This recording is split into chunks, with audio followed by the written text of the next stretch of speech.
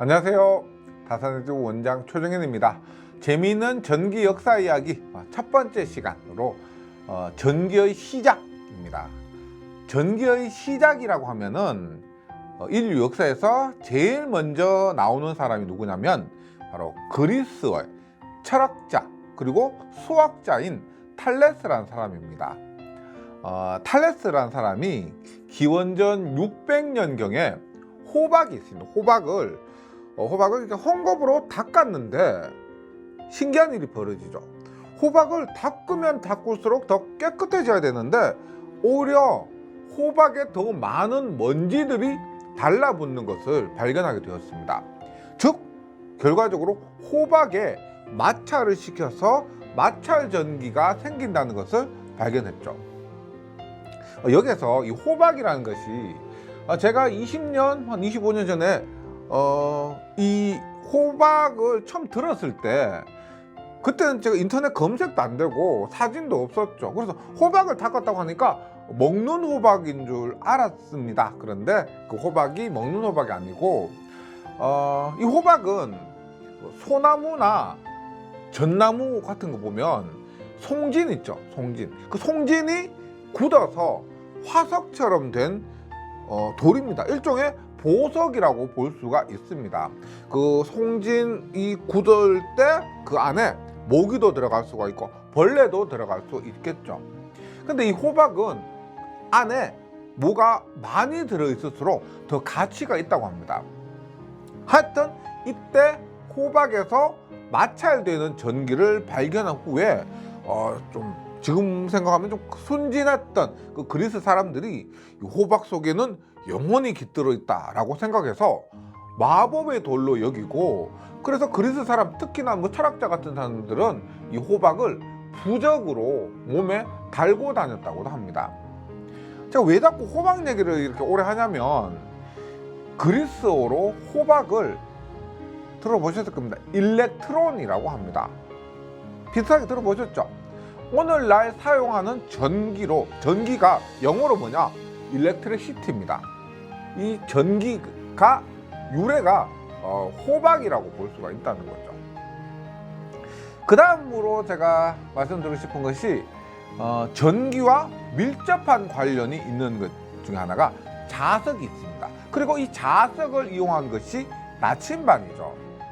자석을 영어로 마그넷이라고 합니다. 이 마그넷이라는 단어는 어떻게 만들어졌냐면 자석이 많이 생산되는 도시가 있습니다. 그 도시가 마그네시아라는 거예요. 이 마그네시아란 도시 이름에서 나온 건데 유래에 의하면 마그너스란 이름을 가진 양치기가 있었습니다. 양을 치다가 이 사람이 철판으로 만든 신발을 신고 있었는데 어느 날 철판으로 만든 신발을 신고 바위에서 딱 쉬다가 이제 다시 했다 하면서 발을 딱 떼려고 했는데 떼지지 않았다고 합니다. 왜? 그 바위가 자석 성분이 많이 함유된 바위였고, 그래서 자석이 발견되었다는 설이 있습니다. 말 그대로 설이에요. 근데 이 자석을 이용하여 나침반을 처음 사용한 나라는 어디냐면 중국이었습니다. 중국 후한시대, 그러니까 우리나라로 치면은 삼국시대 초기 정도예요. 그때 만든 나침반은 자석을 국자 모양으로 만들어서 이제 국자 모양이 방향을 가리키겠죠. 그 방향을 따라서 나침반을 통해서 방향을 알 수 있었다고 합니다. 이때는 나침반의 용도가 뭐냐면 보석을 찾거나 혹은 좋은 집터, 부자들이 만약에 좋은 집을 짓고 싶다 그러면 집터를 선택할 때만 사용이 되었고요. 그리고 또 그때 만든 나침반은 휴대용이 아니고 크기가 굉장히 컸기 때문에 널리 보급되지는 않았습니다. 그럼 나침반을 이용한 대표적인 것이 뭐가 있어요? 나침반 딱 생각하면은 해적들이죠. 해적들이 나침반 딱 보면서 방향을 정하죠. 이런 항해용 나침반은 9세기에서 10세기 정도 중국 사람들이 먼저 사용을 했고요. 그래서 중국에서 이제 아랍에서 다시 유럽으로 전파를 했기 때문에 유럽에서 나침반을 사용한 것은 중국하고 본격적인 교류가 이루어진 한 1100년 이후라고 합니다. 그러니까 우리나라로 보면은 고려시대죠. 이때까지는 어떻게 했느냐? 이때까지는 항해를 할 때 배를 타는 항해사들이 목적지의 방향은 알아야 됩니다. 그 방향을 알기 위해서는 어떻게 했느냐? 별자리 있죠. 별자리 천체의 위치를 관찰하거나 혹은 큰 산이다, 섬이다, 산이다, 바위다 이런 특정 구조물을 이용했지만 나침반을 이용한 후부터 항해 이용하면서 육지로부터 멀리 떨어진 곳까지도 안전하게 이동을 하고 또 그러다 보니까 이 나침반으로 인해서 많이 들어보셨을 겁니다. 대항해 시대라고. 대항해 시대가 시작되었다고 할 수가 있습니다. 나침반을 이렇게 사용하고 나서부터 한동안 전기 분야에서 또 두드러진 발전이 없었는데요. 그러다가 시간이 흘러서 이제 16세기, 그러니까 우리나라 그 역사에서 16세기니까 1500년도죠. 16세기 말, 그러니까 1500년대 말, 우리나라로 치면은 임진왜란이 발발했던 그 시기입니다. 이때 영국 사람인데요. 직업이 내과 의사고요. 그리고 철학자입니다. 인 길버트라는 사람으로부터 다시 전기 연구가 시작되었습니다.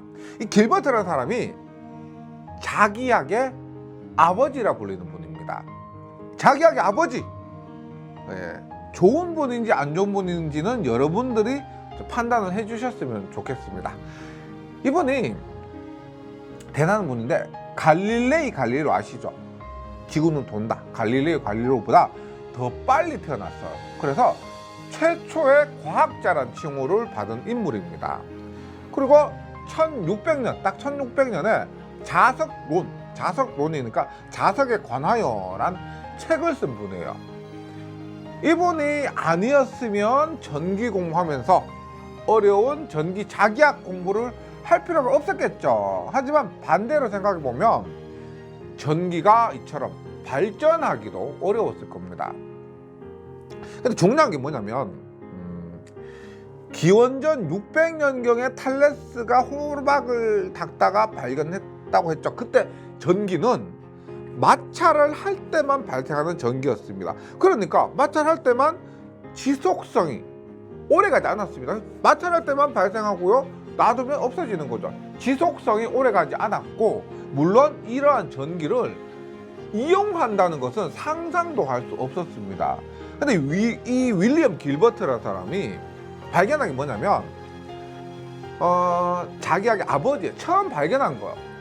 뭐냐면 호박을 닦으면서 발견한 힘은 전기력이고, 나침반 할 때 그 자석 있죠. 자석이 지닌 힘은 자기력이다. 전기력이다, 자기력이다. 이런 것을 명확히 구분하고 끝. 구분까지 했습니다. 그리고 또 하나 뭐가 있냐면 지금도 사용하고 있는 전기, 영어로 뭐예요? electricity, 전기라는 단어를 이 분이 만들었습니다. 예. 윌리엄 길버트 1600년에 그 책을 썼다고 했잖아요. 그 길버트 이후에 또 한동안 전기 분야에서 발전은 또 이루어지지 않았습니다. 물론 공부도 하고 연구도 굉장히 많이 있었지만은 두드러진 발전이 없었다가 18세기 초, 그러니까 우리나라로 치면은 사도세자 아버지 영조 있죠. 영조의 아버지가 누구냐면 드라마 장희빈 아시죠? 장희빈으로 유명한 선조 시절입니다. 우리나라 선조 시절에 영국의 물리학자, 영국 사람이 많아요. 영국의 물리학자인 스티븐 그레이라는 사람이 뭘 했냐면 전기를 잘 통하는 물질, 뭐예요? 전기를 잘 통하는 물질? 도체죠. 전기를 잘 통하지 못하는 물질은 뭐냐?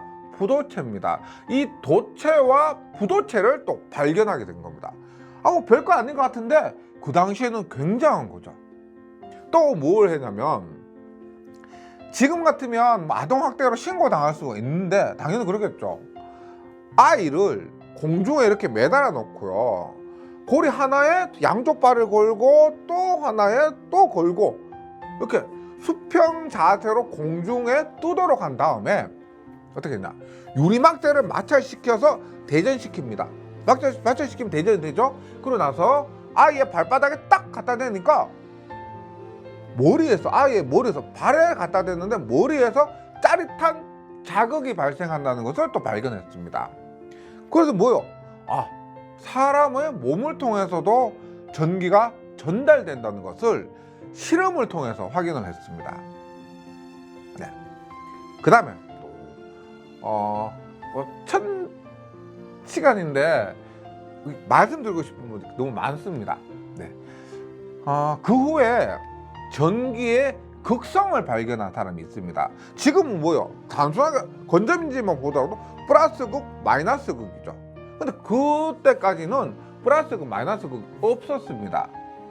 전기의 극성을 발견한 사람이 누구냐면 프랑스의 군인이었던 뒤페가 있습니다. 뒤페. 근데 프랑스 군인이요. 군인하면 생각나는 사람이, 유명한 사람이 누가 있냐면 쿨롱의 법칙. 쿨롱의 법칙에 쿨롱도 군인이었는데 이 뒤페도 군인이었습니다. 앞에서 뭐 철학자, 그리고 의사, 군인까지 여러 직업을 가진 사람들이 전기에 대한 공헌이 대단한 것 같습니다. 이때는. 근데 이때 뒤페가 발견한 극성은, 지금은 우리가 플러스 마이너스잖아. 근데 이때는 수지 혹은 유리, 수지와 유리 이렇게 이름을 붙였습니다. 차후에 수지성은 마이너스 극, 유리는 플러스 극으로 변해서 현재까지 사용하고 있습니다. 마지막으로 하나만 더요. 요즘 많이 언급되고 있는 전기차 있죠. 전기차의 배터리가 전기를 저장해서 이 저장한 에너지로 모터를 돌려서 운전을 하죠. 그러면 처음으로 전기를 저장에 성공한 실험이 있습니다. 네덜란드인데요. 네덜란드 사람인 뮤센브루크라는 사람이에요. 뮤센브루크라는 사람이 대학교 이름이 라이덴 대학교입니다. 라이덴 대학교에서 병에 전기를 넣은 실험이라고 해서 라이덴 대학교에서 라이덴병 실험이라고 합니다. 좀 유명한, 들어보셨을 겁니다. 지금도 근데 실수로 전기를 만지다가 감전이 되면 상당히 당황스럽고 또 무섭고 위험하죠. 이때도 뮤센브루크라는 사람이 라이덴병 실험을 하다가 전기에 감전되는 충격을 받았습니다. 그러고 나서 이런 말을 남겼다고 합니다. 유럽에서도 정말 좀 비옥한 땅이 프랑스 땅이에요.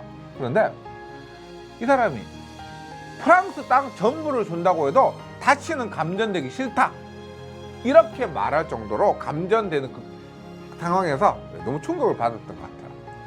라이덴병 실험은 전기를 저장한 첫 번째 실험이었기 때문에 전기 공부한 분들은 한 번 정도는 들어보셨을 겁니다. 근데 신선한 충격인데 신선한 충격이에요. 그래서 그 당시에도 비슷한 실험이 많이 유행했었다고 합니다. 네, 오늘 제가 재밌는 전기 역사 첫 번째 시간으로 전기의 시작에 대해서 간단하게 소개해 드렸는데요. 공부하시다가 그냥 머리를 식히는 의미로, 절대 적으면서 이렇게 하시면 안 돼요. 그냥 머리 식히는 의미로 간단하게 보셨으면 좋겠습니다. 그리고 다음에 제가 기회가 되면 최근 전기 역사 학자들 이런 소개를 드리면 하실 겁니다. 들어본 분들 얘기를 많이 할 거예요. 그래서 이런 전기 역사 중에서도 최근 전기 역사에 대한 영상도 한번 올려드리도록 하겠습니다. 시청해 주셔서 감사합니다.